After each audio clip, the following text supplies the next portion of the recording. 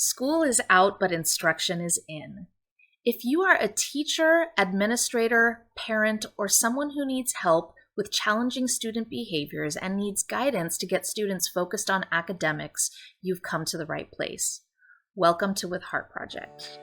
How can With Heart Project help? There are 3 simple steps.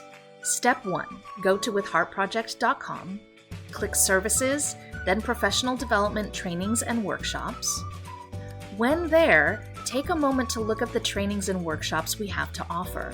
We offer a variety of programs focused on general behavior management strategies, Welcome, everybody. PBIS, restorative practices, social-emotional learning, trauma-informed practices, all designed to get to the root of the behavior issue and redirect students' focus back to academics.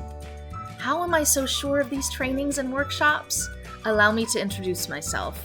My name is Kristen Miller, and I am the CEO and president of With Heart Project. I have 14 years experience in public education as a middle school and high school teacher and vice principal. My collective efforts have yielded a dramatic increase in academic performance and decrease in behavior and discipline infractions.